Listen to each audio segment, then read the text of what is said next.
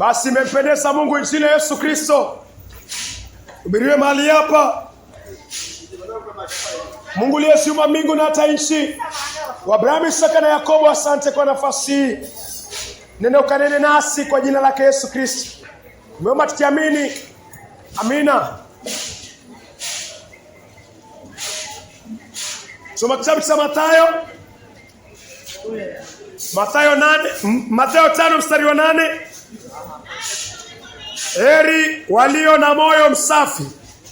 Heri walio na moyo msafi, maana hao watamuona Mungu.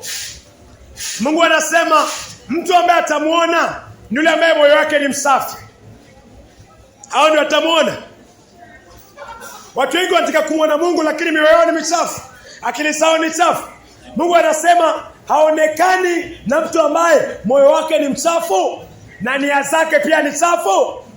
Kumali hapo unawaza kufikiria mawazo machafu. Unawaza vipi utalala na ule mwanamke. Mungu anasema huyu hayuko katika kosi ya kumuona. Moyo msafi. Moyo msafi unakaa vipi? Kitu unafaa uelewe, nafaa nielewe kwamba mwanadamu akizaliwa moyo wetu ni michafu. Zaburi ya 51. Mwanadamu asaliwi moyo wake ukiwa msafi. Ndio maana ukiona mtoto mdogo, hao watoto wadogo tuko nao, wako na hasira. Hasira imetoka wapi? Watoto wadogo saa zingine mama zao akiwanyonyesha, wakikasirika wanamuuma ule mama. Nani amemfundisha yote? Watoto wadogo wafundishi matusi. Matusi tayari iko ndani ya mioyo yao. Ni kwa sababu gani? Mwanadamu ameanguka pale bustani mwa Edeni. Adam alipoasi, wanadamu wote wametoka kwa viuno vya Adam. Eve na Adam walipokutana kimwili, wanadamu wakaonekana. Adam alienda kinyume na neno la Mungu. Wanadamu wote wakizaliwa wako na dhambi ndani ya mioyo yao. Mioyo michafu.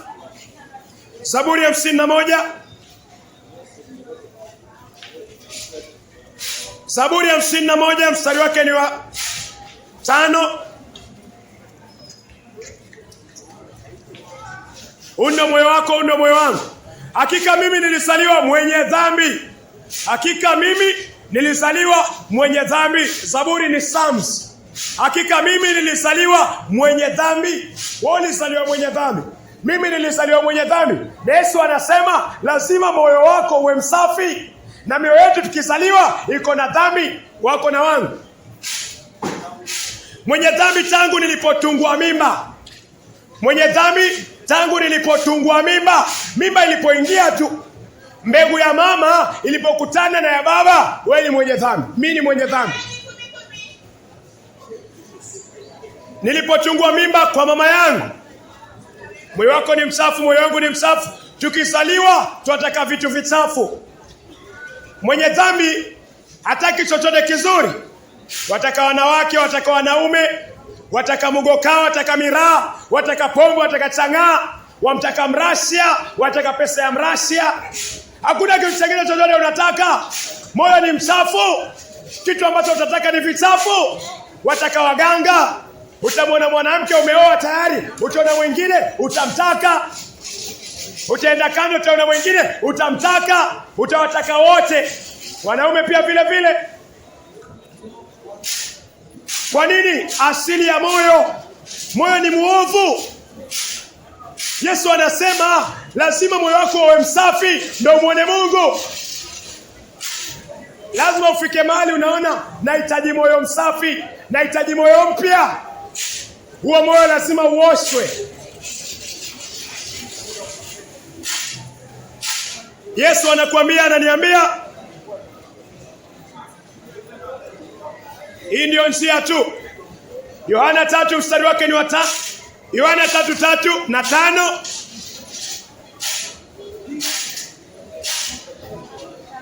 Yohana 3.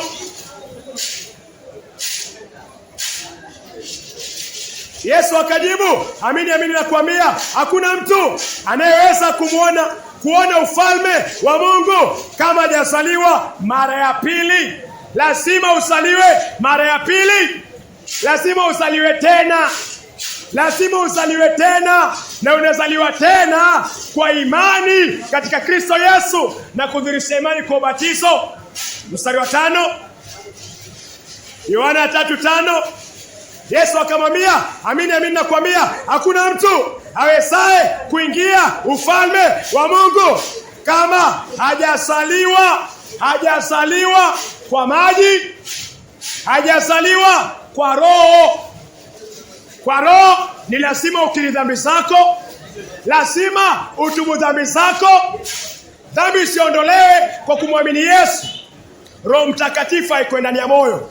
Kuzaliwa kwa Roho ni wakati Roho Mtakatifu anaingia ndani ya moyo wako, anaingia ndani ya moyo wangu. Hiyo ndio kuzaliwa kwa Roho, na lazima uamini. Lazima utubu dhambi zako. Kama vile Musa alivyomwinua nyoka jangwani, hivyo Mwana wa Mungu ambaye ni Yesu Kristo, Mwana wa Adamu, anabudi kuinuliwa ili kila amwaminie Yesu Kristo apate uzima wa milele. Lazima ukiri dhambi zako. Lazima utubu. Kuzaliwa kwa maji baada ya dhambi kuondolewa, lazima udhihirishe imani kwa ubatizo. Marko 16:16, aaminie na kubatizwa ataokoka, asiamini atahukumiwa. Lazima uanzie mahali. Mioyo tukizaliwa ni misafu na iko na dhambi. Lazima ukiri dhambi, lazima utubu, na una nguvu ya kufanya hivyo. Lazima usikize Injili. Lazima ujipeane kwa neno. Neno likuoshe, likutakase.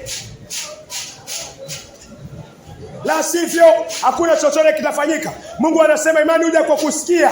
Lazima usikize Injili. Injili lazima usikize. Lazima uone moyo wako, total depravity. Wewe ni mti mbaya, mimi ni mti mbaya, niko na moyo mbaya, na nione na mhitaji Yesu Kristo ambaye ni msabibu.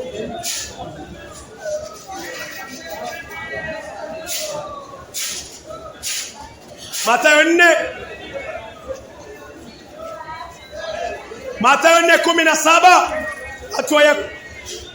Hizi ni zile hatua Mungu anakuita kuzae mara pili kupitia mwili wa Kristo Yesu, maji na damu. Mathayo 4:17.